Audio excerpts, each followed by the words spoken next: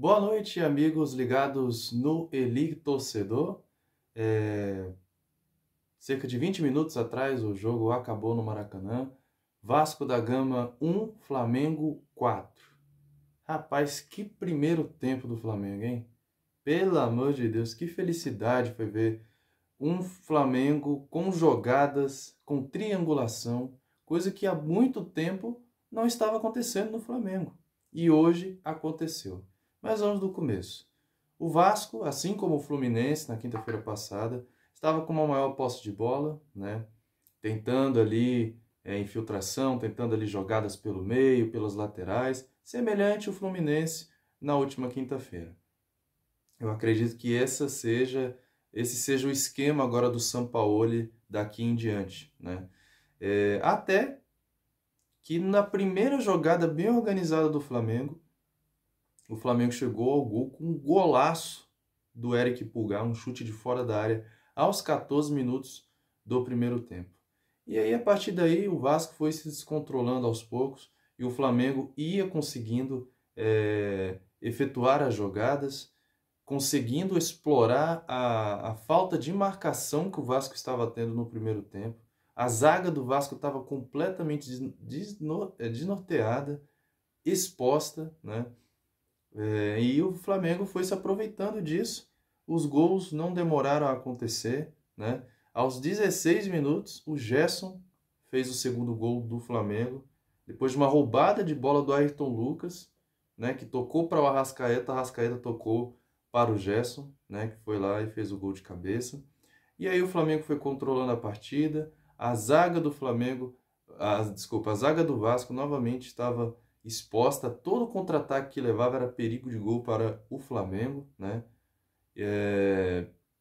E o segundo gol veio aí com o Ayrton Lucas aos 42 minutos, depois que o Flamengo estava já com o domínio absoluto do jogo, né?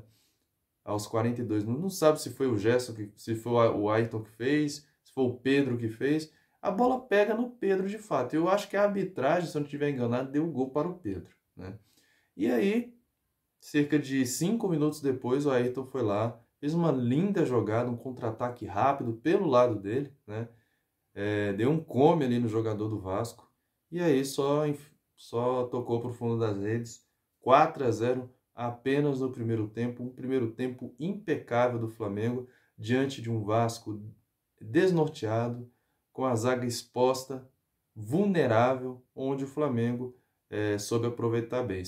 Só para vocês terem ideia, das 7 finalizações que o Flamengo teve no primeiro tempo, 5 foram em direção ao gol, 4 foram convertidos, né, em gol, e uma foi uma trave, um travessão, né, um chute de longe, de longa distância, um travessão do Arrascaeta. Segundo tempo, o Flamengo deu aquela amolecida, né, tirou o pé do acelerador, como já era esperado. Fez um pênalti besta ali, né, que o Jair foi lá e converteu. O Matheus Cunha saiu muito mal do gol, né? Se adiantou completamente, pulou para o outro lado, aí o Jair só tocou para o lado contrário e fez o gol do Vasco. O Vasco que teve um pouquinho mais de organização no segundo tempo, né?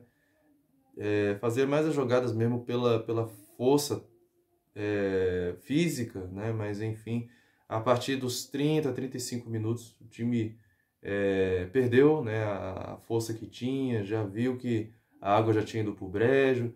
Eu não sei não se o Barbieri fica mais uma rodada no Vasco não, viu? Porque o Vasco tá na vice-lanterna, né? Tá na 19ª posição aí, entre 20 clubes.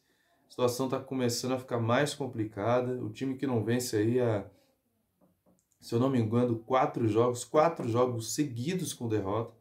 Não sei se a única vitória, né, que o Vasco teve no Campeonato Brasileiro foi na primeira rodada contra o Atlético Mineiro. Então é uma situação aí terrível aí para o Vasco. Vamos para o scout, né, do jogo de hoje. Não tem muito o que dizer dos jogadores, né? A maioria teve atuação de boa, de regular para cima, né? Mas vamos para o scout, para as estatísticas. Ao todo, o Vasco, que era o mandante, deu 13 chutes, 5 ao gol. enquanto o Flamengo deu 10 chutes e 5 para o gol. O Flamengo não finalizou nesse segundo tempo, né? Posse de bola 44% para o Vasco, 56% para o Flamengo, coisa que no primeiro tempo foi o contrário. O Vasco teve 52% de posse de bola contra 48% do Flamengo. Passes 413 do Flamengo, do Vasco, 537 do Flamengo. Precisão de passe 81 do Vasco, 85 do Flamengo. Faltas 13 do Vasco, 18 do Flamengo.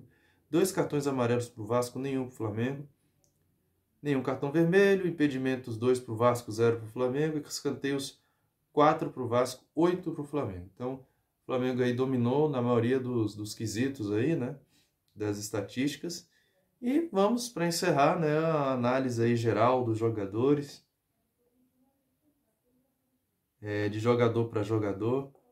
Matheus Cunha fez uma partida segura em alguns momentos, mas outros não estava conseguindo sair com a bola dominada, né?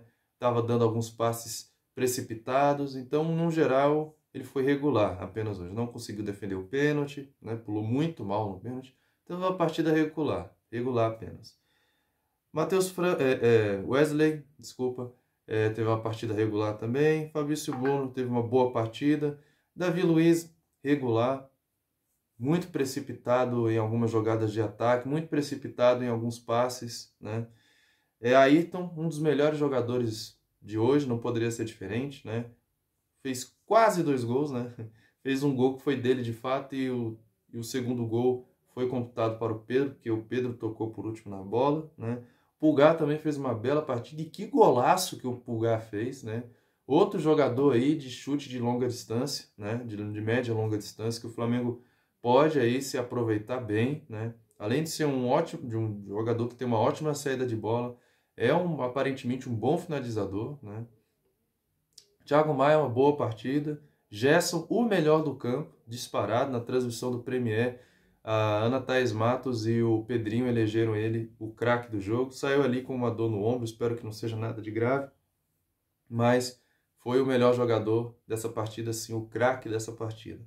Matheus França fez uma boa partida, Arrascaeta uma boa partida, o Pedro fez ali, né, um dos gols, apareceu pouco, mas fez ali o gol ali e tal, né? Deveria aparecer mais jogada de pivô, mas não conseguiu efetuar tantos pivôs assim hoje. Na partida regular apenas. Ninguém foi mal no Flamengo hoje, né?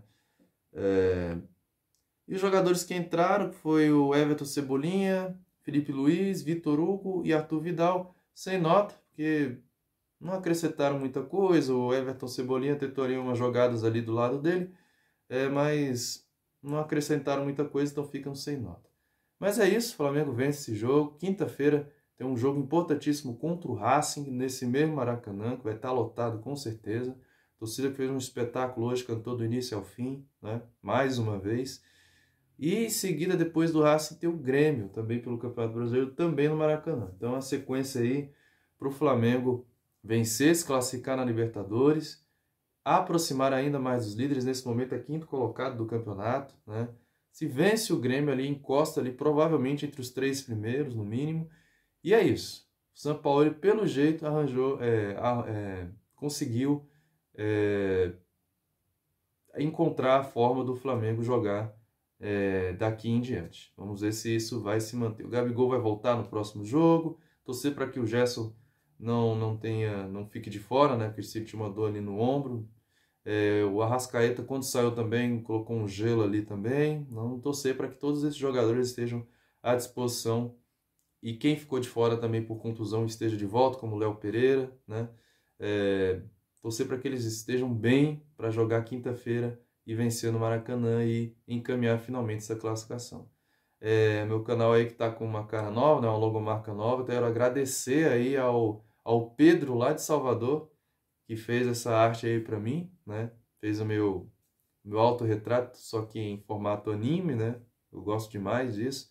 E ele fez esse desenho muito bonito. Muito obrigado aí, Pedro. Obrigado aí por ser um dos inscritos do meu canal. E faça como ele, se inscreva aí se gostar do conteúdo. Vou fazer outros reacts de outros times do futuro, notícias do Flamengo. Enfim, o canal está apenas no começo. Muito obrigado aí por tudo. Obrigado aí pelas visualizações e até a próxima. Saudações rubro-negras.